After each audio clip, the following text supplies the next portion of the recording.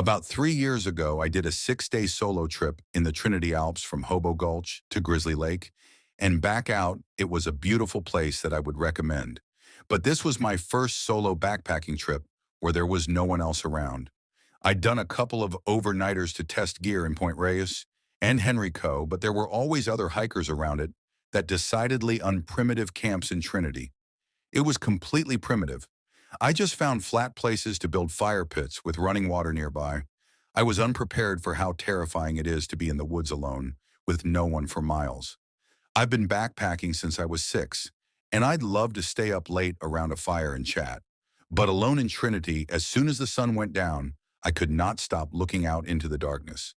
I found myself eating quickly as soon as the sun went down and diving into the tent before 8 p.m., just to shake the uncanny feeling that this particular dark was somehow different from all the other nights spent backpacking. Now I like being scared, so this wasn't actually too much of a negative for me. I began to anticipate the creepy thrills of nighttime, until the third night I found a big wide meadow where two trails converged that had a few fire rings set up. But I decided to keep going for a mile until I found a small glade. A few hundred yards off the trail, I made myself dinner as usual and started to get the chills when the sun went down. I took to panning my light at the horizon every few minutes, sweeping the woods as I was preparing to pack it in. I took one last pan with the headlamp and caught the reflection of two eyes just beyond the tree line. I stared as they were particularly wide set and staring right back at me. I held them in the light, assuming they would bolt, but the reflection stayed perfectly still. I started to walk forward, making a lot of noise and shouting, hoping to spook whatever was watching me as I approached. I realized they were slightly farther off the ground than I thought, making it a few feet tall, at least with eyes as wide as a person's. I really had to push myself to keep walking. I felt almost dizzy with dread. My headlamp was dim thanks to a short after a heavy rain, so I couldn't see any details until I got right up on it. It wasn't an animal. It was a person wearing a pair of glasses, not sunglasses, but thick eyeglasses with delicate wire frames, standing next to a stump in the middle of the trees, right next to a glade that was hundreds of yards from the nearest trail and about 15 miles from any trailhead in the middle of the isolated parkland. He was just standing there motionless, staring at my fire. I promptly went back into my tent in hopes this person would go away, as I grabbed my pocket knife and sat down. I didn't sleep a wink that night, as I still felt like I was being stalked. I didn't want to check, however, given the fact there was some random lunatic staring at my campsite in the middle of nowhere. The next day, I packed up the site and relocated about 5 miles closer to where I came from. I took this trip during peak season, and I didn't see another person except for a hunter on horseback on a far ridge. For all 6 days, I still wonder how the person with the glasses got there so perfectly still. Far from any established camper. Trail, I still don't have a good answer. I had to get my brother to help her count this story as I was 12. At the time this happened, about 6 years ago, when I was about 12 and my brother was 26. My brother had been serving in the U.S. Army for several years when this happened and was deploying to the Middle East on his second deployment, if I remember correctly. Something to also note is that he was a Green Beret and had recently, 3 or 4 months prior to this trip, completed the Army Special Forces qualification course, and by then was an active duty SF engineer. Sergeant, definitely not someone you want to mess with. Given that we both grew up with a passion for the outdoors, he thought it would be nice to take me on a backpacking trip in northern Alabama. The trip had gone smoothly up until the third night when we were camping out around 8 p.m. We had our camp set up eating dinner and were sitting by the fire talking about typical stuff. For some reference, our spot was about 50 yards from a large stream and about 50 yards downhill, adjacent to the large path, our camp. The stream and the path formed a triangle of sorts. This was summertime in Alabama, so it wasn't quite dark. Yet when two guys who looked to be in their late 20s wandered up and asked if we had seen any hogs while we were hiking around. Given that this is rural Alabama, we actually had seen some farther into the wilderness area and told them. So even though they were relatively polite, I got a seriously creepy vibe from the dirty clothes, greasy hair, and scraggly facial hair. I think they probably looked like they belonged in the movie Deliverance. They kind of hung out for a few minutes, maybe a little longer than they should. have just looking around asking us questions like how long we had been out there, and how long we were staying, and what looked like them to be kind of sizing us up. They then abruptly said goodbye and walked away. I didn't necessarily feel threatened by them, and I know for sure my brother didn't, but I still felt uneasy about the whole thing. Fast forward 3 or 4 hours, my brother and I had gone to sleep and were nestled in our tent when I woke to the sound of multiple dogs barking. I've always been a heavy sleeper, and they sounded like they were only about 100 yards away. My heart immediately started pounding, and I kicked my brother through my sleeping bag and asked if he was awake and had heard the dogs. He responded, "I'm awake. They've been getting closer for the past hour, so just lay still and don't make any sounds." Needless to say, 12-year-old me was extremely scared. We would also hear sporadic shouts from several different sources, but neither came any closer. Few minutes later, my brother whispered, "They're just hunting for hogs. They use the dogs to pin them down when they shoot them." This gave me some relief, but not much. Somehow, I managed to fall back asleep.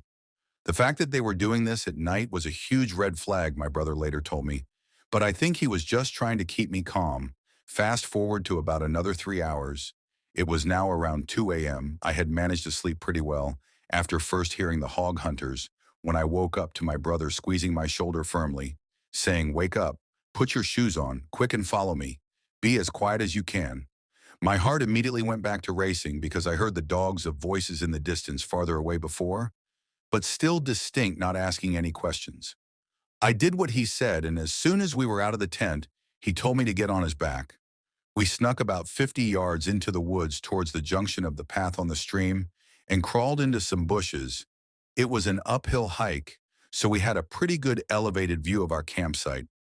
I remember as we were laying there, how loudly I was breathing and how quiet he was when I heard the very distinct sound of a pistol slide racking. I looked over, and my brother had his pistol and was watching the campsite and surrounding area. I started to whisper to him when he put his hand over my mouth and pointed at the campsite. The group of hunters had been steadily approaching our camp, and by this time, 30 minutes or so had finally arrived. There were 5 of them, and like 3 or 4 dogs, they all looked relatively young, but 2 either had rifles or shotguns, and the dogs were going crazy, obviously having smelled our scent. For those of you who aren't backpackers or campers, nobody who comes up on a random camp in the middle of the night with dogs and guns has good intentions. I knew this. My brother obviously knew this too. I was beyond scared. I couldn't make out what they were saying, but my brother later told me that they were talking about us, although he hadn't heard any specifics either. They lingered for about 20 minutes, shining flashlights around and talking to themselves, and my brother put his mouth to my ear and said, "If they come towards you, I want you to turn and run as quickly as you can. Don't stop. Don't look back. Stay off the trail. Look for the flashing lights." I didn't know what he meant by this, but I nodded my. I knew I could make it back because he had taught me the land navigation pretty well. He then handed me a flashlight and told me not to take the red filter off. He told me later that the red filter helps preserve night vision and cuts down ambient light, so it'd be harder for someone to see me from a distance. At this point, I was so scared I was almost crying, but at the same time had a rush of adrenaline and what I think now was confidence that he thought I could handle myself. We laid there for a while longer, when out of nowhere, they started screaming, "Where are you?" and firing. Into the woods at random, my brother dragged me behind the crest of the hill and threw himself up on top of me. Thankfully, due to the position, we were on the top of the hill. We were protected by any gunfire. They shot maybe 5 or 6 more times and then started walking back the direction they had come. They got maybe 100 yards away when I heard a blaring siren and saw emergency lights flashing through the woods. It turns out my brother had called the Forest Service office on a satellite phone my family has for emergencies while I was asleep, and they had sent out Forest Service officers and game wardens to our area of the wilderness. The Sipsey Wilderness is about 25,000 acres in size, so it took them a while to get there on the dirt roads. When we saw the game warden truck, my brother signaled them with the light and pointed them in the direction the hunters had gone, and the guy sped off, shining his spotlight through the woods as soon as they were all gone. We went back to our camp, packed up our stuff, and waited by the path for the game warden to come back, who then gave us a ride in the truck bed back to the main staging area. On the drive back, my brother told me how brave I had been and that we would talk about it with our parents the next day if we wanted to. I asked him not to do that because I thought they might never let me go camping again. When I was in 8th grade, I went to a school that had a wooded area next to it that separated the school grounds from the neighborhood I used to have to walk through the wooded area to get home from school every day. This was back in the 80s when jean jackets were popular. I had a pretty awesome jean jacket that had several buttons and patches sewn on it from various bands I liked. It was similar to Judd Nelson's jacket from the Breakfast Club. One day after school, I was making my way through the wooded area. It was not unusual back then for me to stare at the ground when I walked, so I often did not see what was in front of me.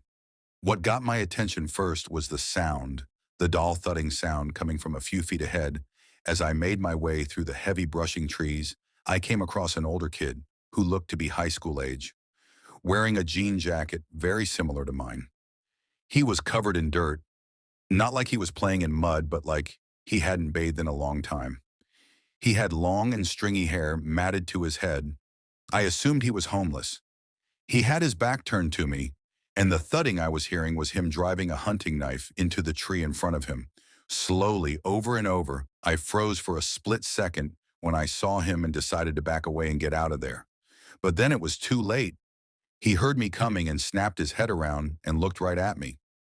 The first thing I noticed was how dark the red rings around his eyes were. It looked like he hadn't slept in days. He got very excited when he saw me. His lips curled into this sort of half smile that showed a few yellowing, crooked teeth I wanted to run. But I was so scared to move, I watched as he looked over at me and followed his gaze as he settled on my jacket. At that point, he became fixated on it. He said, "Cool jacket, man," drawing out each word slowly. It sounded like "cool jacket, man." Not so much of a statement, but as three separate words. I sheepishly mustered a thanks. He moved closer to me, and all I could do was stare at the blade in his hand. At that point, I'm pretty sure he had completely forgotten he was still holding it. I was frozen in place, and when he got close enough to smell his pungent breath, he walked around me in a wide circle. He didn't actually touch me, but just circled around me. While staring at my jacket, he then stepped back and got a wide grin on his face. I was beyond scared. He then dropped the knife and proceeded to pull off his own jacket, revealing a torn-up and filthy Iron Maiden shirt underneath. I also noticed he had cross-hatched scars all over his arms and hands. They extended all the way down to his fingers. To his dirt and blackened fingernails, he said, "Trade me in that gravy one word at a time tone." He then sat on the ground and proceeded to cut a dirty, worn Metallica patch off his own jacket with a knife he had dropped. I was too scared to argue with him, so I just watched as he furiously sliced at the sewn patch on his jacket. After a couple minutes, he wrenched the patch free and held it out to me, expecting me to take it, which I did reluctantly. He then smiled up at me, still sitting on the ground with his knife in hand. "Now give me your jacket once again." I looked at the knife in his hand. I considered running, but he was much bigger than me, and I wasn't the fastest, so I knew he'd easily catch me in a foot race. I silently removed my jacket and handed it to him. He looked it over and then went for the one patch I really hoped he would skip. It was a Pink Floyd patch my older brother Bobby when we went to the Delicate Sound of Thunder concert the previous year. It was not the first time I had been faced with a situation that made me feel helpless, but nonetheless, it was devastating watching him shred the patch off the back of my jacket when you finished cutting off the patch. You dropped the knife again and stood up. I fully expected him to keep my jacket, but he just handed it back to me.